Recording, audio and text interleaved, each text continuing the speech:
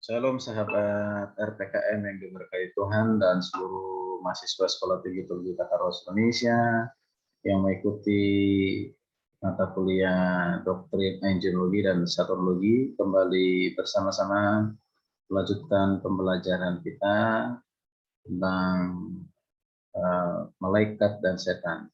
Dalam kali ini melanjutkan yaitu tentang dari mana asal mula iblis. Dari mana asal mula iblis. Ya, di sesi yang pertama, jadi saya mau sampaikan bagi kita semua ada beberapa teori ya, ada beberapa teori yang punya pandangan asal mula tentang iblis ini ya, tentang asal mula iblis. Jadi ada sejumlah teori ya, ini ada di kalangan orang Kristen ya. Jadi di kalangan orang Kristen dan bukan orang Kristen ada beberapa teori yang berkembang. Teori ini tentu harus diuji apakah sesuai Alkitab atau tidak. Apakah ini bertentangan dengan terang Alkitab. Nah, teori yang pertama yaitu adalah bahwa iblis itu bermula dari roh-roh ya, yaitu roh atau disebut dengan roh orang jahat ya, roh orang jahat yang telah meninggal. Nah, ini merupakan satu pandangan dari Philo Josephus dan juga beberapa penulis Kristen mula-mula. Dan ada juga dari Yunani kuno. Ya. Dari teori ini terbukti juga kita perhatikan adalah salah oleh kitab suci. Karena orang jahat berada di Hades setelah meninggal. Lukas 6 ayat 16-23. Saya akan baca Lukas 16 ayat 23 berkata demikian. Ya. Lukas 16 ayatnya yang ke-23. Orang kaya itu juga mati lalu dikubur, dan sementara ia menderita sengsara dalam maut, ia memandang ke atas dan dari jauh dilihatnya Abraham dan Lazarus duduk di pangkuannya. Lalu berseru katanya, Bapak Abraham, kasihanilah aku, suruhlah Lazarus supaya ia mencelupkan ujung jarinya ke dalam air dan menyejukkan lidahku sebab aku sangat kesakitan dalam nyala api ini.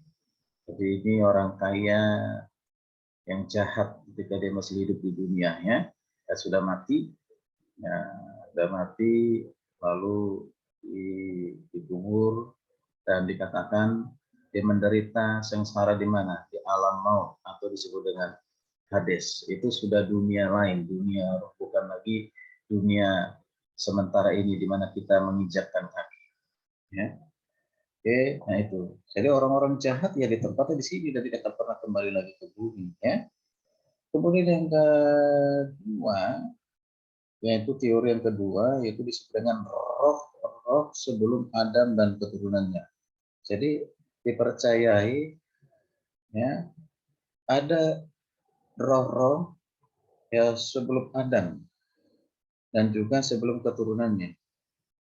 Nah, inilah asal mula dari iblis menurut teori ini.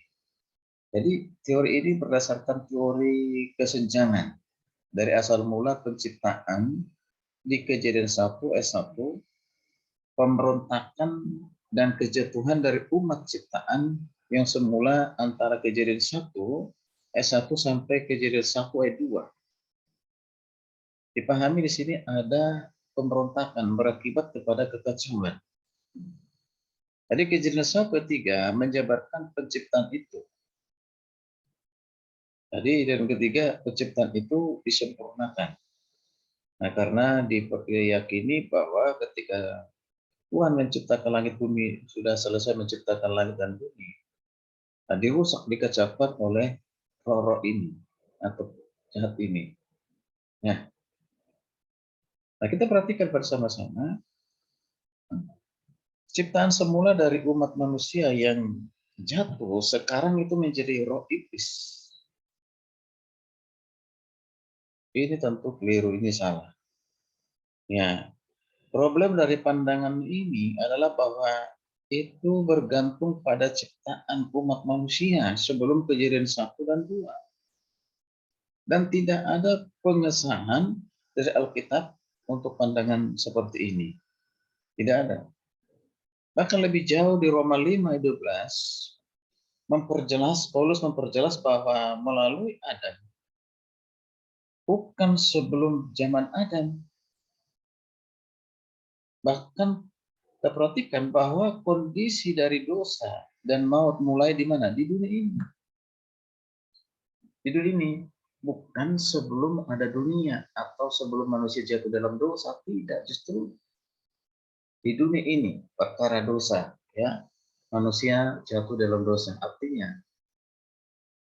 segala kejahatan itu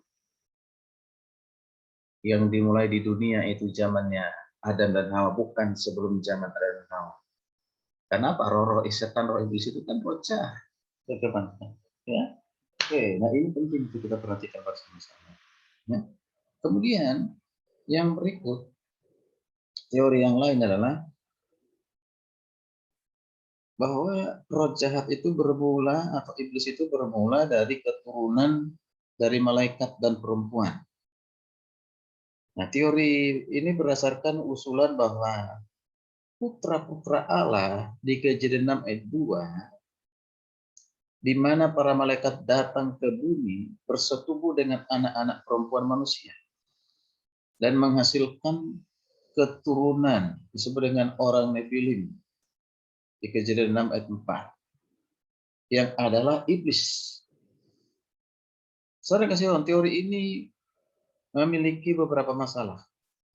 Usulan bahwa putra Allah adalah malaikat ini tidak benar. Itu bukan malaikat. Hal ini bukan merupakan satu kesatuan seksual yang tidak alamiah bagi seorang misalnya mengambil istri bagi diri mereka sendiri, menunjuk kepada hubungan pernikahan. Bukan merupakan suatu tindakan hubungan seksual secara harafiah. Bahkan ditambah lagi tidak ada indikasi bahwa orang Nephilim adalah iblis, melainkan mereka kemungkinan besar adalah pahlawan ataupun serdadu perang yang kejam itu. Jadi iblis itu tidak berkembang biak karena tidak memiliki alat seksual seperti manusia, layaknya manusia, ya, dalam suatu pernikahan. Tidak, ya, bagaimana bisa menikah dan melakukan hubungan seks dengan manusia? Iblis melakukan hubungan atau malaikat melakukan hubungan seks dengan manusia. Itu tidak logis. Ya, dan itu tidak ada fakta Alkitabnya. Ya, hati-hati dengan ajaran ini. Ya. Oke. Jadi 3 ajaran ini tentunya kita bertolak belakang dengan Alkitab. Ya. Mari kita lihat sesungguhnya dari mana asal mula dari iblis itu atau setan itu.